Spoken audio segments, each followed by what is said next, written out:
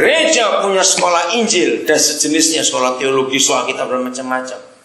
Lulusan teologi setiap tahun itu puluhan ribu di Indonesia ini.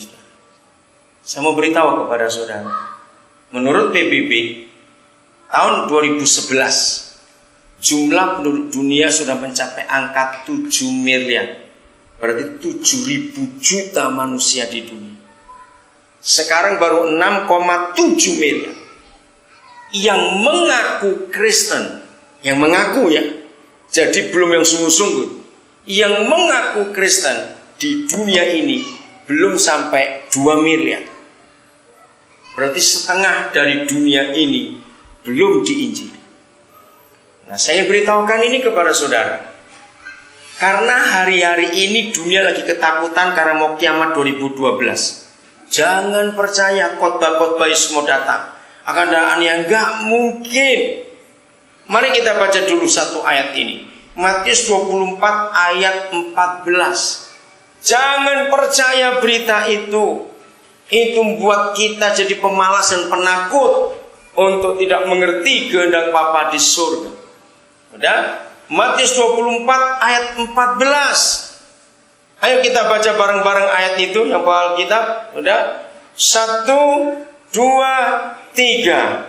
Dan Injil kerajaan ini akan diberitakan jadi kesaksian bagi semua bangsa. Sesudah itu barulah tiba kesudahnya.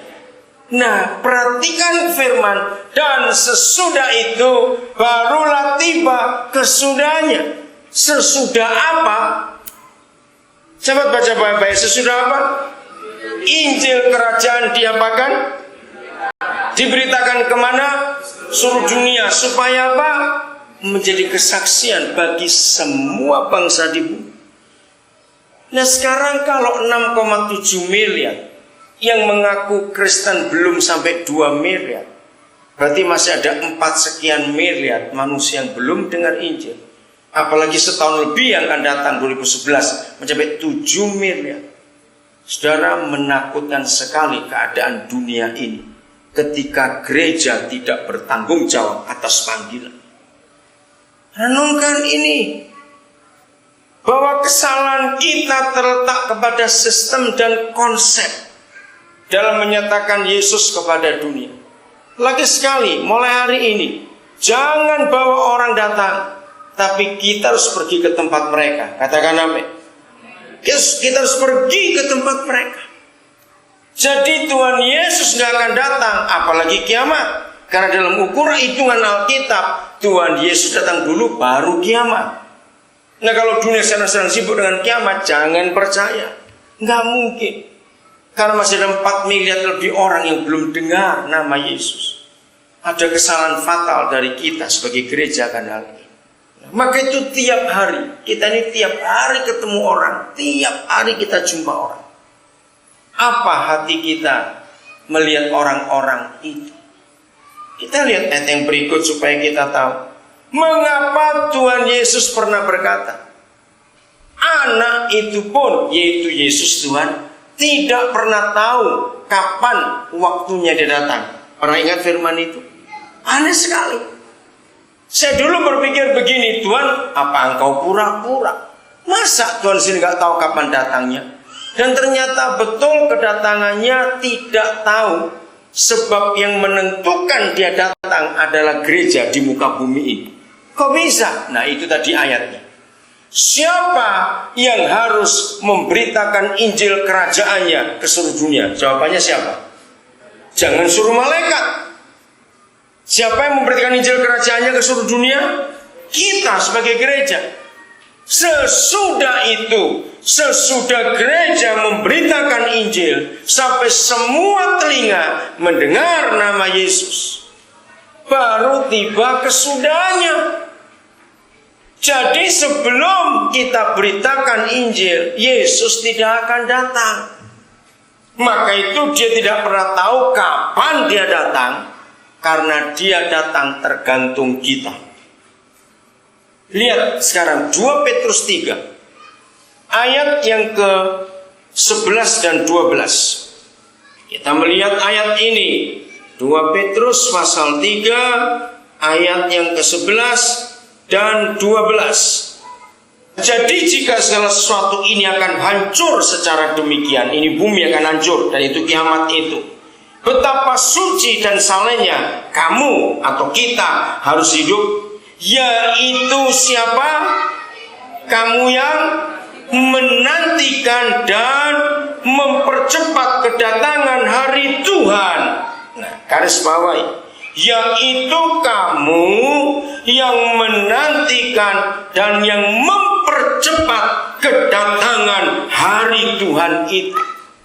Siapa yang baru hari ini tahu ada firman seperti ini, bahwa gereja itu bukan cuma sekelompok manusia yang menantikan Yesus datang, tetapi saudara dan saya juga adalah orang yang mempercepat hari itu. Mari kita lihat. Kalau ketetapan surga menyatakan bahwa gereja itu bisa mempercepat harinya Yesus datang, maka dengan sendirinya gereja bisa memperlambat atau tidak?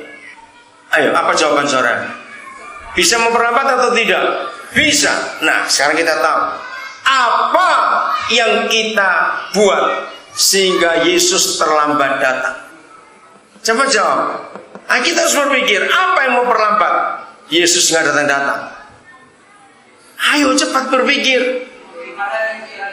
Iya, ketika tugas yang kita terima tidak kita kerjakan, Injil kerajaan nggak kita beritakan. Saudara, ini perkara serius, saudara. Kita harus sungguh-sungguh.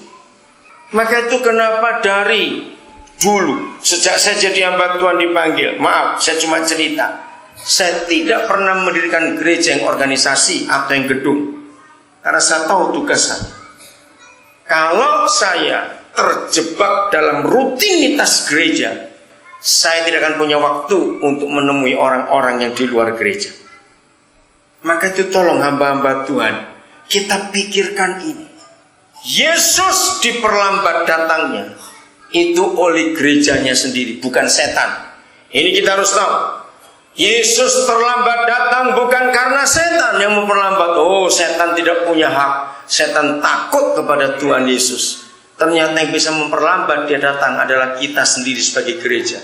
Celaka enggak kalau gereja tidak mengerti kebenaran ini? Kalau saya tanya pertanyaan ini, jangan saudara tertuduh. Kapan terakhir kali kita interaksi dengan orang yang belum percaya Yesus? Terakhir kali kita duduk bersama, kita cerita, kapan terakhir kali? Ayo kita pikirkan itu. Kalau saudara tanya saya, kapan terakhir kali saya buat itu? Jawaban saya, kemarin, waktu saya cukur. Saya tuh tiap kali ada kesempatan apa saja saya akan ngomong dengan orang yang saya temui. Paulus berkata, aku yang menabur, Apolos yang menyiram, Tuhan yang menumbuhkan, nanti orang lain yang menuainya. Kapan terakhir kali saudara interaksi? Lukas 15 ayat 1. Ayo kita baca sama-sama. 1, 2, 3. Dan orang-orang berdosa biasanya datang untuk mendengarkan dia. Para pemungut cukai dan orang berdosa. Mari kita ingat, pada zaman Yesus hidup, dua kelompok manusia ini, yaitu para pemungut cukai dan orang berdosa. Mereka mau nggak duduk bersama dengan orang-orang Farisi, imam-imam ahli Taurat? Mau nggak mereka masuk ke bait suci yang ada di Yerusalem?